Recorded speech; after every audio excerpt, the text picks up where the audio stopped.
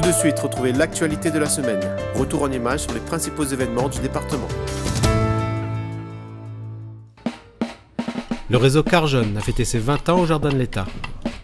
Un souvenir la manque à nous. Car courant d'air la manque. C'est un village festif pour cette journée, pour ces 20 ans Car Jeune. Donc on commence avec une exposition qui retrace toute l'histoire du transport, mais surtout du Car Jeune, de la naissance en 1996 à aujourd'hui, donc 2016. Ce village au jeu longtemps a mis toute la famille dans une ambiance de partage intergénérationnel. Du car courant d'air au nouveau véhicule à étage, c'est la même génération de voyageurs. Ça était un T55, Citroën T55. D'accord. Il avait un T45 aussi. Il prend le bus, mais ça va en ville. Ben oui. Et puis c'est une autre chose. On ne touche plus le même public. Le réseau a évolué, le réseau est devenu moderne, performant.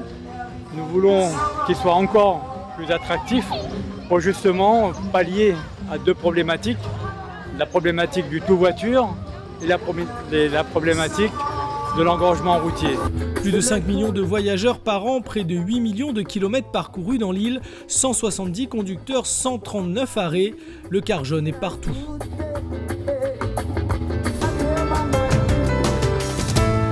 La journée des aidants s'est déroulée ce jeudi 6 octobre au village Corail à Saint-Gilles. Un moment de détente et de partage pour ces aidants familiaux qui s'occupent au quotidien de personnes âgées ou handicapées. Pour avoir visité donc pas mal de Gramoun, parce que je fais ça toutes les semaines, je visite les Gramoun, je vois vraiment le travail que font ces aidants.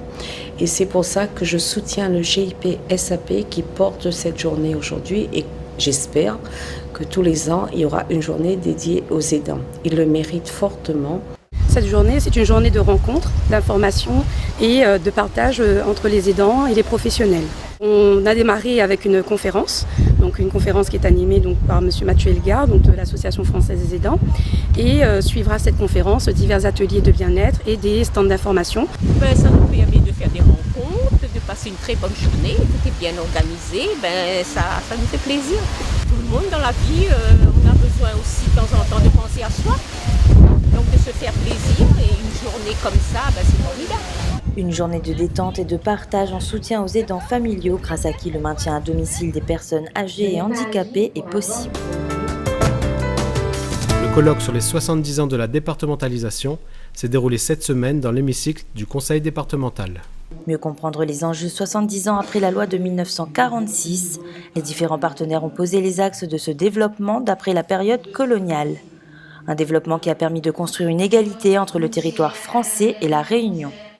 Grand témoin de ce colloque, Paul Vergès, Albert Ramassamy et Jean-Paul Virapoulet, figures politiques locales qui se sont battus pour cette départementalisation. Pour avoir l'égalité sociale, il a fallu attendre 50 ans, 96. Et pour l'obtenir, il a fallu Kelly Waro et moi-même quand nous étions députés. Nous avons publiquement démissionné à l'Assemblée nationale en disant nous ne resterons plus dans cette Assemblée tant qu'on ne nous accordera pas. Et c'est là qu'on a eu. Mais 50 ans après.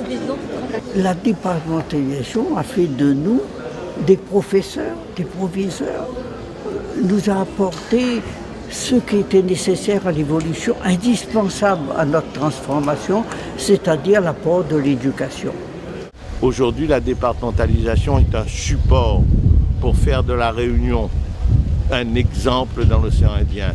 Nous avons la chance d'avoir deux cartes dans notre jeu, l'Europe et la France. Avec ces deux atouts majeurs, allons bosser, allons transpirer, allons pas plaindre à nous, allons construire l'avenir. L'avenir, c'est l'éducation, la formation, l'équipement du pays, l'ouverture au monde, la rentrée dans la mondialisation. Et nous pouvons le faire parce que nous sommes département français et région ultrapériphérique de l'Europe.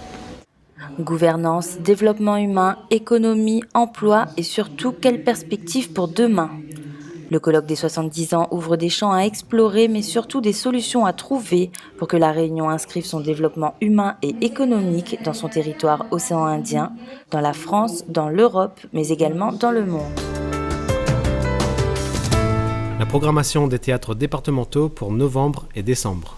Donc on commence à partir du 23 novembre, ici, Théâtre Champfleury, avec la compagnie XY, c'est une compagnie de cirque, il y en a 24 circassiens sur plateau, et Midiaou, il a fait, il donne, hein. Franchement, il saute partout, il court partout, non, c'est vraiment un spectacle extraordinaire, ça fait 200 dates dans le monde entier, on a la chance de continuer à voir ça à la Réunion.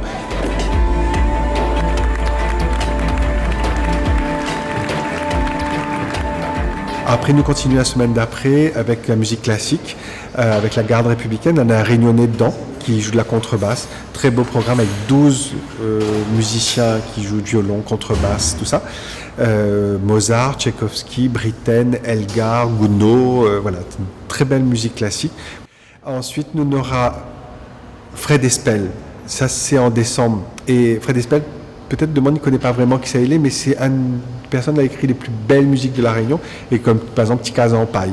Et sur plateau, on aura tacon d'artistes la Réunion, comme Stéphanie Tazard pour la nouvelle génération, Nicole d'Ambreville, Natacha Tortillard, mais aussi Jacqueline Farrero, Jean-Marc Pounoussami, Marie Armande et Henri-Claude Moutou.